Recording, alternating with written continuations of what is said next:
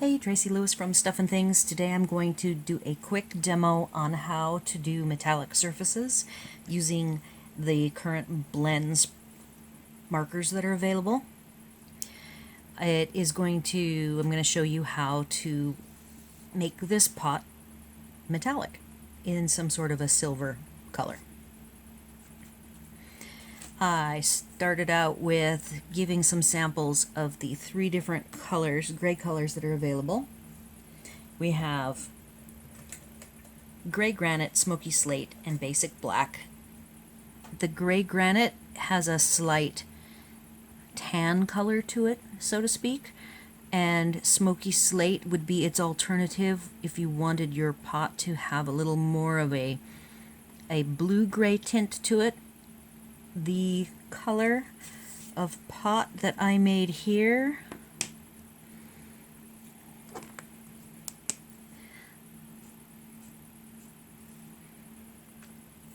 it might have been, I think it was gray granite that I used to make it. And in addition to using one or the other of the light grays, I went into the basic black light on the one side over here to do the darkest of the shadows. So to just simplify it, I have created a layout that you could create for yourself and designate what you're going to use for the highlights, which to me the highlights are the no color areas. And I made mine here a little different. I have 3 areas of no color that are the lightest, that just are like the sun or whatever the light source are shining onto the metallic surface. You have to have your lightest color be no color in order to get the depth that you want. The Stampin' Up! Blends don't go quite as light as I would like. So if you are trying to get a lighter light, you can lift some color using the color lifter to get. So for instance, in the center here where I say the lightest, I might go in with the color lifter and try to get a nice really light section in the middle here. So what I'm going to do is color this pot using my guides here where I have my no color designated, my lightest here in the middle, and then another lightest off to the left. You can totally randomly do your lines. It is in lines, not in a circular motion. The best way to get that clean metallic look is to do straight up and down lines, and then the angle on the pot up here where it's rounded, you can see where I replicated the rounding and it's still straight lines. So I'm going to go ahead and start with the colors I'm going to choose to work with. I'm not going to use smoky slate. I will be using the gray granites, light and dark, and I will probably only need to go to the light basic black, but I'll see in the end what I want to work with. I don't often work in the bullet side, but in the case where here I want this to be white, I might use the bullet. See how I'm following this line, doing vertical lines. This is a curve in my world, and this is a curve. So I'm actually going to draw the curves to try to emphasize that those areas on the pot are curved. I have designated light mid, so I'm going to start this edge with the lightest.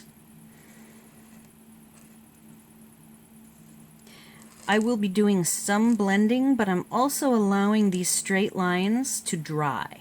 That's important. If you want to do pure soft blending, you would do color on color while it's a wet color. So there I'm getting my lines in. I will go back in the center here where it says lightest. And I used a marker that is non-alcohol. This and you do not want, if you're doing a test for yourself, you do not want to use pencil. You will want to use a permanent pen, I use the Copic multiliner that says water and Copic proof. So it's really important. This is a pigment ink.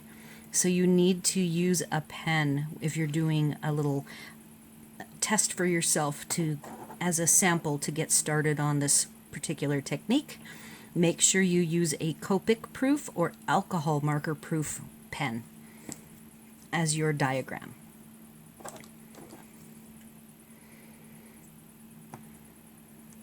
So now I'm going to do my middle color, which is dark gray granite, and I am going to go ahead and add my mid at this line here. It's a wider area, so I'm okay with using the brush marker to do this.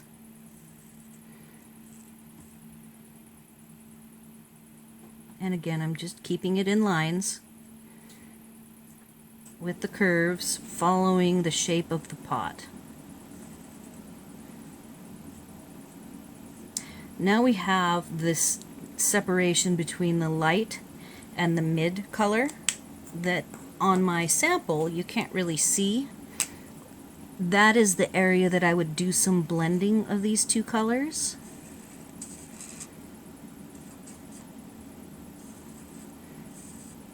And I'm okay with there being anything looking straight and streaky is good for making the pot look the correct color. Now the black is not the best color to use, but it's the darkest that I have. See how dark it is?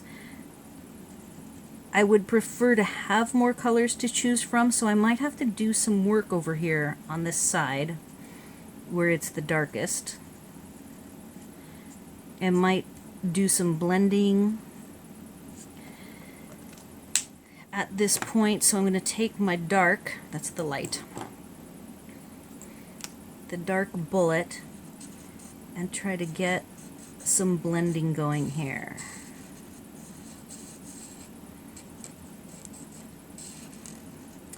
Then I might go back with the color lifter. Let's see what the color lifter does over here. I also should have this, I use the regular Whisper White. If you are heavy with your pen and you go through a lot, you could always use the Whisper White Thick. If you get to the point where you're not getting your blends the way you want them to be, I am looking for a piece of paper, regular paper, to fold and put underneath. So I will be right back.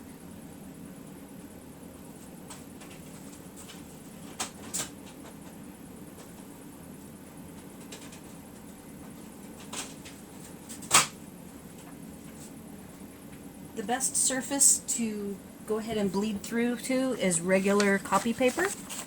So I take a piece of copy paper that I just grabbed from my printer, I doubled it up, and now I'm going to work on more lifting of this black so it's not quite as black.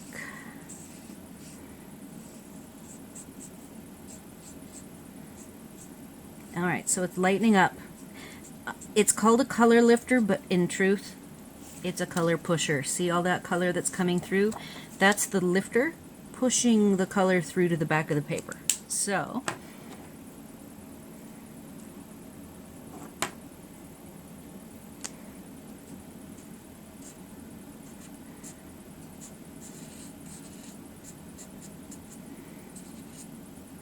now what I'm doing is I'm laying over this gray granite color to saturate the basic black with some of this dark gray. And when you do multiple layers, you do add color. It makes it darker. So here I am going ahead and doing a dark region, an additional dark region in the mid color section. I even think I want to add a little bit of depth here on at least one side. Hub is up. We'll see if he knows that I'm videoing. So we might hear him a little bit. And then here I talk about doing this in the mid. So this is a great practice metallic item, this pot. It is from Country Home. You can use any metallic items that you have in your stamping stash and create a diagram similar to what I did with light, medium, and dark, remembering that your no color is actually your lightest color. So right now I'm adding a layer over a dried section of light gray granite, and you can see that it is actually making it darker, which is great. It gives us more color depth without having to have more markers in our arsenal. I'm going to then do my darkest shadow again over here with the light. So I'm not even going to go to the dark basic black. I am just using light basic black. That's plenty of darkness because I'm actually even lightening it up.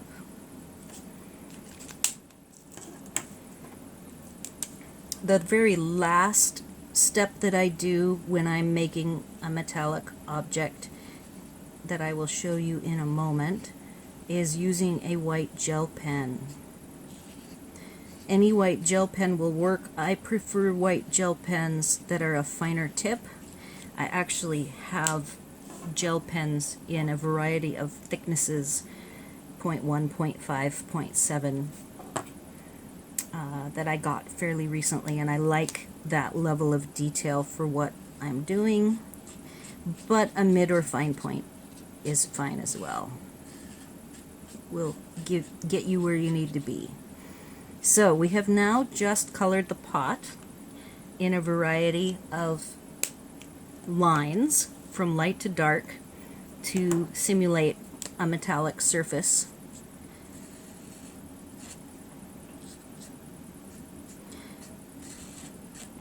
This is again a more aged pot rather than a newish pot, which I would use this other color for if you wanted it to not look as aged. Smoky slate is a more blue-gray than a tan gray. And now, same with these, the handles.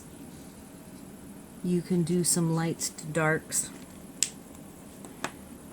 So this is the practice, and then you want to replicate this until you're comfortable with it. What I might even do is create a template and load it up, and you guys can download. Well, I don't think it's legally, I can't do that. I can't take this. This is a Stampin' Up! Copyrighted image, so you would have to go ahead and stamp your own, create your sample lines just like I've shown here. Then once you're done practicing, go ahead and replicate it without your cheat lines over on a clean pot, and then you can finish it off. I usually have white gel pens floating around, like this one is an 08, so it's a fairly thick lined. And you just go ahead and replicate the line dot somewhere in your non-white space.